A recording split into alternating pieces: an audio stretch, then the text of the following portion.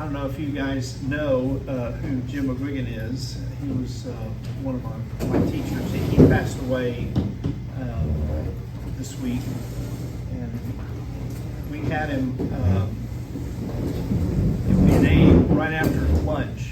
And if you came in late, he wouldn't say anything for about 2 minutes. He'd just keep right on teaching, and he just kind of said, yes, our brother Lito, thanks for joining us. And he'd just go right back. And so we're glad that you guys are here. All right, we're going to look at the ninth plague.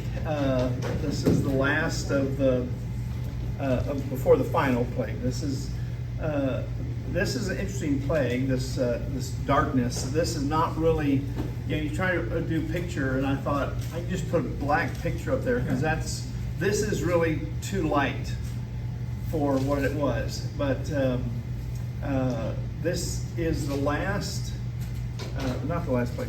This is an unannounced plague, and it's interesting. The third plague, the sixth plague, and the ninth plague were all just unannounced. All the others, Moses went to Pharaoh and said, hey, this is what's about to happen. You got to get ready. You got to let us go and all that. But this third plague, the sixth plague, the ninth plague, I don't know if there's any significance in third, sixth, and ninth, but it just came out that way.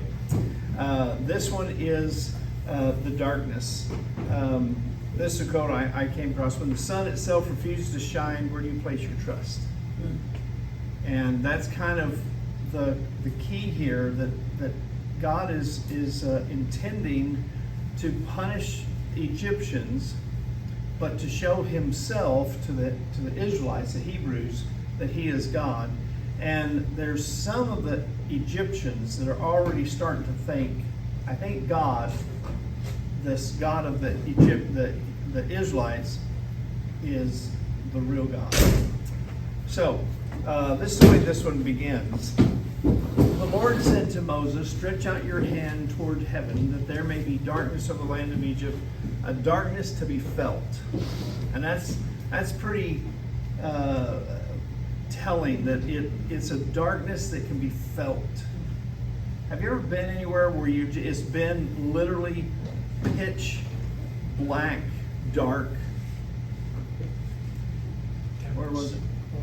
Caverns. Carlsbad Caverns. Is that what everybody's thinking?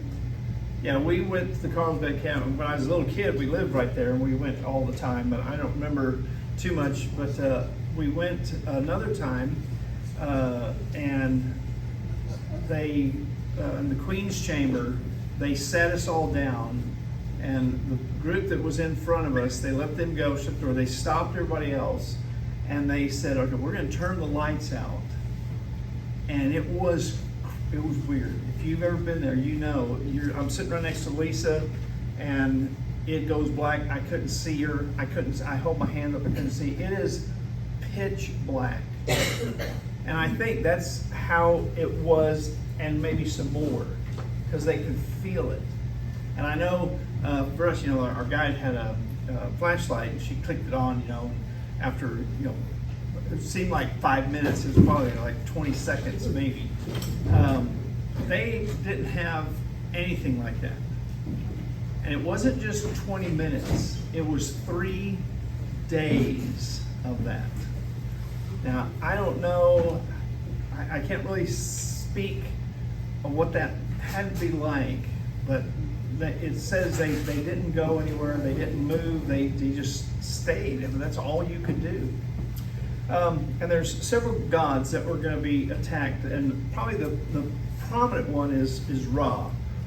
This is God of the sun. He was the central gods of the Egyptian. There's some 30,000 of them or so, or 3,000, I guess. He was the god of the sun and radiance in one of many forms. Ra had the head of a falcon, and the sun disk resting on his head. He was this central god. And it makes sense, because every day the sun came up. Every day the sun came up. And so the faithful warmth and provision of the sun gets taken away. It's something that's enjoyable. We don't think about it in terms of its necessity. But everybody from Pharaoh to the workers would thank God for the warmth. I'm sure there's some times when it got a little too hot, just like we do. And to be able to see, and they praised the sun because, and here's a quote, "Thou presentest thyself daily at dawn, and steadfast is thy sailing which carry thy majesty." So, the sun is one of those things where we don't think about it, but man, if it's not there, wouldn't you? We went to, we're staying in Kelly to, to the eclipse. And that was pretty interesting. That was like, we went wherever, east, somewhere, and got right out in the middle of it. And it was pretty interesting. But then still, you still see this, it's not that bad. But Pharaoh, this is the first god. There's several gods, but just some of them. Amun-Ra is another one. This is interesting because this is Pharaoh is seen as the manifestation of this god. So Pharaoh becomes kind of the personified version of this god. And so, this is a play that's attacking Pharaoh himself. Another one is Atum. He's the god of the setting sun from Heliopolis.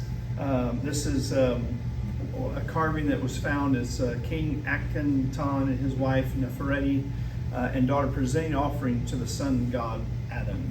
So there's several gods that have something to do with the sun.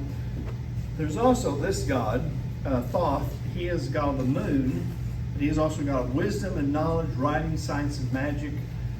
He's kind of this the informer of the gods. So, and when the darkness happened, it wasn't just in the daytime.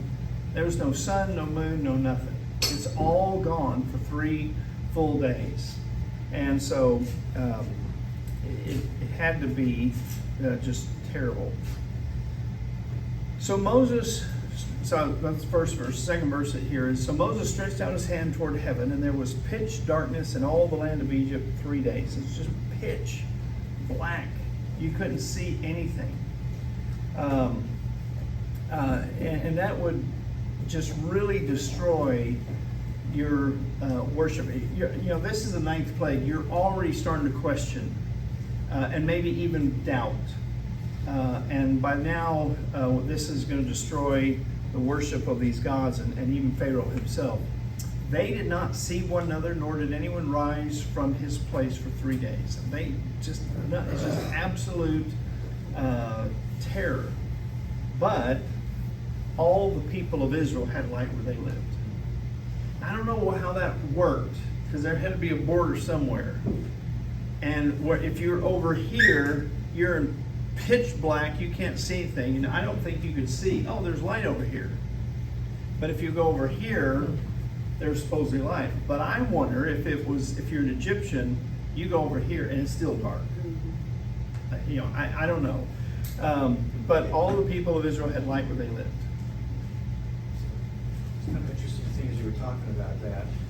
I mean, they had candles, they had things that created light at night. So did God just make all those things not function for those 3 days? It would seem so. That no fire, no light, no nothing.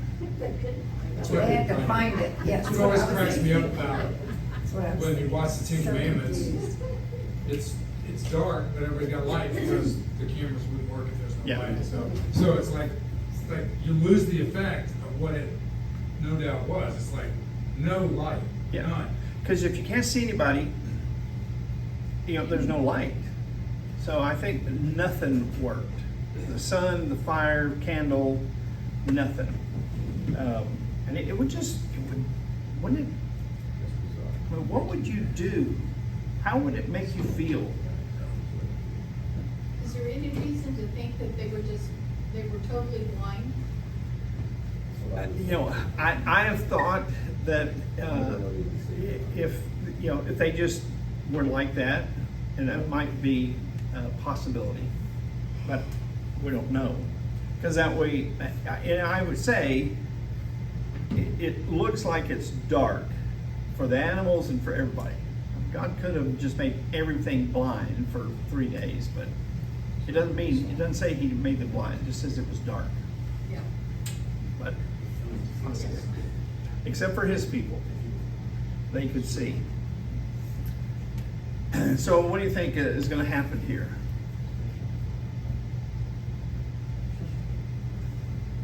Pharaoh calls Moses. How would Pharaoh call Moses? Who's he going to send? And I've thought about this. And when Moses comes, he can see. He's not in the dark. But everybody else is. It had to be wild. So Pharaoh calls Moses and said, "Go serve the Lord. Your little ones may also go with you. Only let your flocks and your herds remain behind." Remember last time he said, who could go? The men. You take the men and go. And Moses said, what? We all got to go. Every flock, every lamb, everything, every person, because we don't know what God's going to call us to do.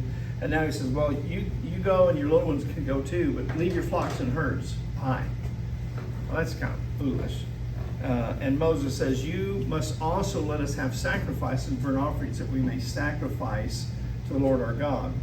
Our livestock also must go with us, not a hoof shall be left behind, for we must take of them to serve the Lord our God. And we do not know with what we must serve the Lord until we arrive there. So God's not giving us a head schedule, bring this. He's saying, I want all of you to come and all of your stuff. And that sounds reasonable, right? What does Pharaoh do?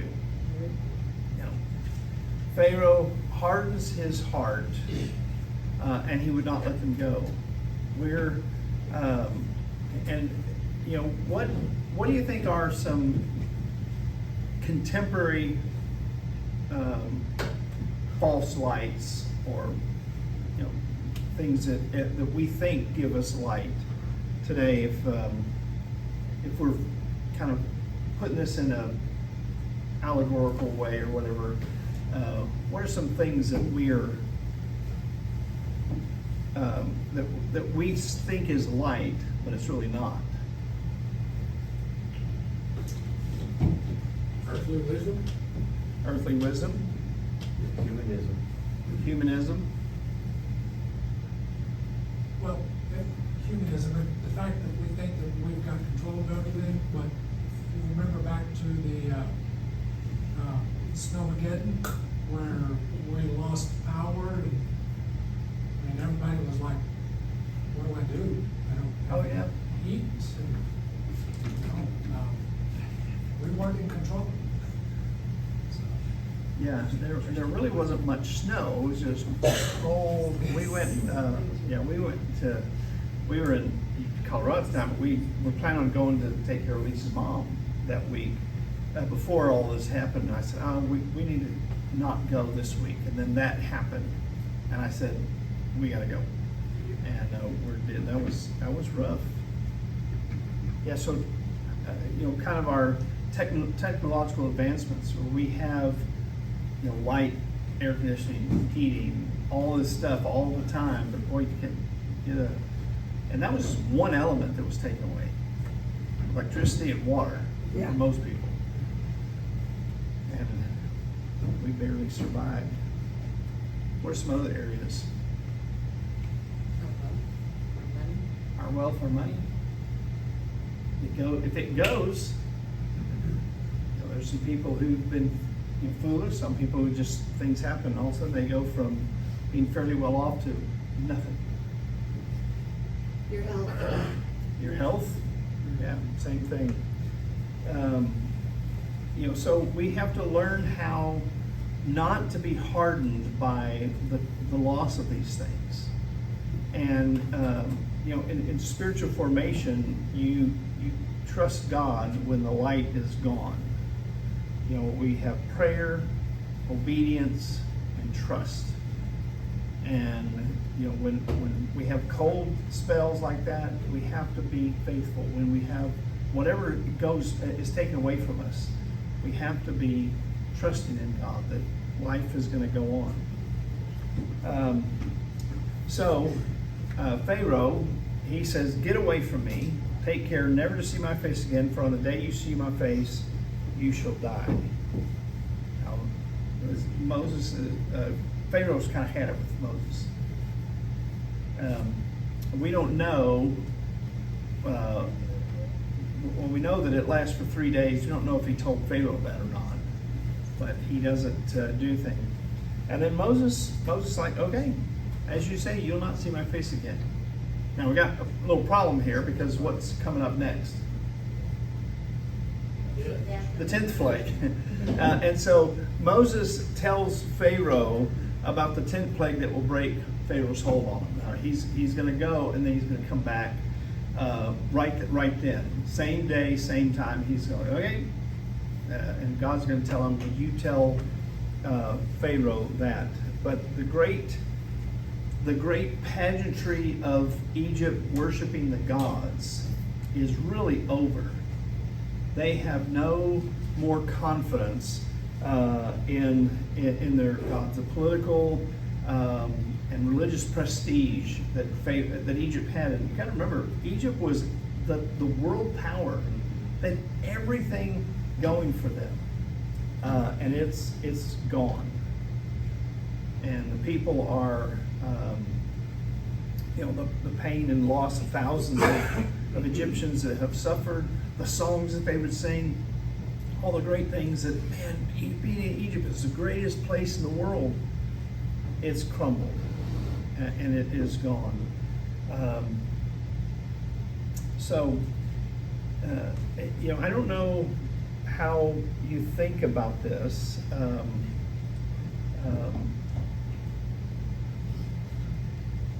But I have to think in terms of the United States, we're the greatest country that is. We're not perfect, but and Egypt wasn't perfect either, but we're the greatest country. And what would happen if it was taken? If it fell? Great would be the fall. Yeah. How would you be?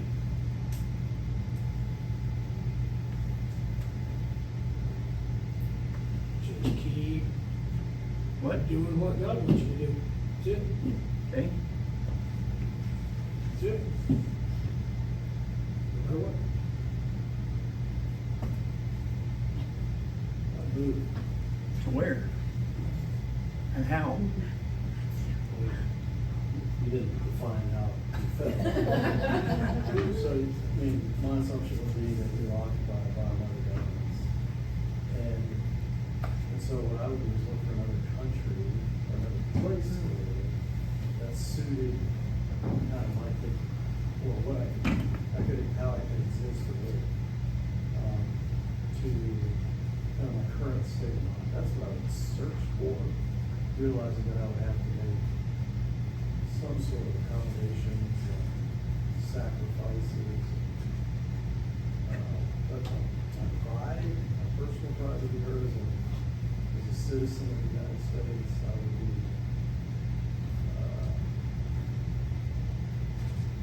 so I would be just in pursuit of my current existence somewhere else. You know, John, it always amazes me, thinking about this, tsunamis and these great floods. Asheville, is that it? They literally watched the town roll into water.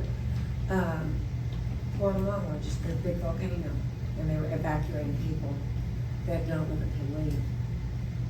And the tsunami, they had warning, they didn't want to leave.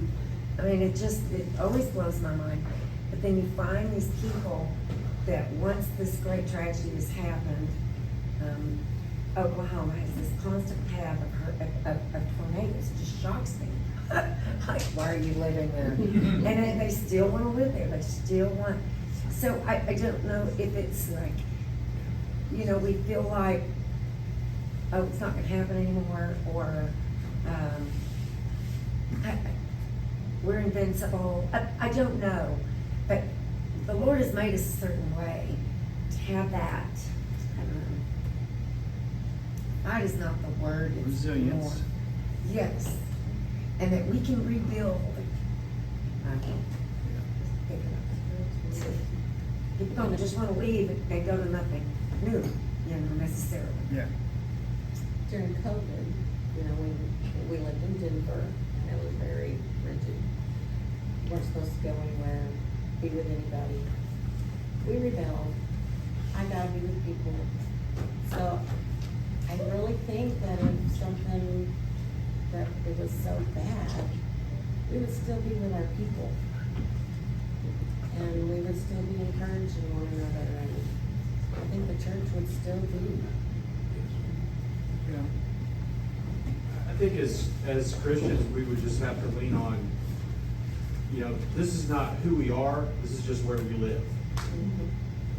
And what has happened with these folks in Egypt is, it's struck at who they are, or who they were. Yeah, because they had 9 plagues up this time. The first one was like, second was like, third was like, by now they're just beaten. And it would be a challenge to us. We get a little indication of that too, because you have to imagine that Pharaoh's population was they weren't just fed up, one can only imagine that they were rebelling to some degree. Yeah. With every success, because we read these as though they happened one right after the other, right after the other. There were spans of time. And I mean, think about it, 3 days of darkness, you had a big chunk of that population that was losing their minds. Not figuratively, literally losing their minds. So his hold on power had to have already been pretty flimsy. Yeah. Which makes his behavior all the more insane. If you think about it, it's like, it wouldn't have taken me 9. Yeah. I'd have been kicking him out a long time before that. Yeah. I think. Well, I you're not demon possessed. Fair enough. And I think we have to say, Pharaoh, he was, Satan had, again, the idea is that it's not just people, it's Satan influencing behind them.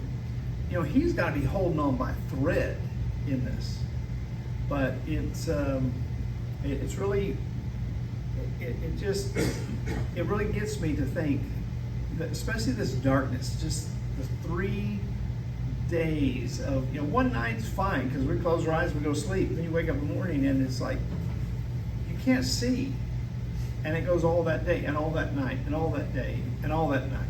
Did they know? Can They you know. imagine not knowing when it would Oh yeah, end? and they didn't. I just thought of something. All of these plagues, 3 days of darkness before death. Fast forward a number of years. There were leaders that thought Jesus was a plague. All the things leading up to his arrest and execution was a plague on the people. There were 3 hours of darkness and then death. Where's your perspective? Which side is your perspective from? Because the Pharisees, Sadducees saw Jesus as a constant plague. God's power, 3 days. Like I said, 3 days of darkness there. Fast forward 3 hours of darkness before it. Because we're fixing to find out about the sacrifice that Jesus was actually foreshadowing. Yeah. Sorry, y'all, I just got short-circuited. That's okay. It's mind blowing. When he mentioned about how Pharaoh's hold was getting thinner, I see, if it were me, I'd be really stubborn. I'd be like, I'm not giving in at all, and I would become harder-hearted with each failure because I can't give up now. Yeah. And so I didn't think of it like that before. I just thought he was a jerk. but now I see how he's like digging his feet in harder because he can't. He can't. Yeah. And until the kids die, and then, you know, he still can't because he goes Yeah. after them. Yeah. But he's still a jerk. But he's influenced by Satan. So, you know, and he's not the only one. They got the whole army and everybody who, you know, whatever is driving them. It's hard to say, but you can see where I talk about Pharaoh's. You know, his firstborn dies in the next plague, and his secondborn that he has becomes Pharaoh, and they revert to serving only God, only one God. Now I could see that. I could see the people who survived, and Pharaoh and his army, or they're gone. They are in these 10 plagues take about 10 months or so, and they are just overwhelmed, and they have to they have to acknowledge God. They don't know God. They've heard some things about him, and they try to worship him, and for the lifetime of this Pharaoh who follows this. But they're just totally, they're wiped out. They don't know what to do anymore. I picture it like this, because we talked about people and probably their frustrations with Pharaoh. It's kind of like Moses was the bad guy, and also the underdog. And then Moses gradually is winning and winning and winning. And all of a sudden, the momentum swings, because you see, we'll read here at the beginning of the 10th. The people, Moses went over Yeah. with the people. And they were willing to give up their possessions. Yeah, it's not like, and we're kind of getting to this next one, but it's not like the people say, hey, can you give me some stuff? You have people saying, here, just go. And it is amazing to see that Moses is so revered at this time. It's amazing if you read it all real quick, because we kind of don't get the full impact like we have in this day, take them one at a time. But if you do that, I can see Moses would be, I would have more respect for Moses than Pharaoh any day of the week. But it's also determination. I mean, we have this example of what we're going through right now. You know, it was a war. We're looking at it like, but it was a war. Spiritual war and a physical war.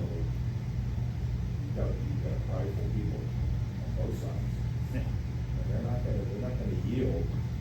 Even when they're being defeated, they're not gonna admit defeat. It wasn't just Pharaoh. It was most of the people in Egypt. Felt the same way. Yeah, I agree that it was a few who went with the Israelites, but it's just very few. More determined than that, right? That each thing that happened, I think they became more determined. Yeah, that's a good point. You look at, any war, people who are on one side, they typically stay on that side until they die.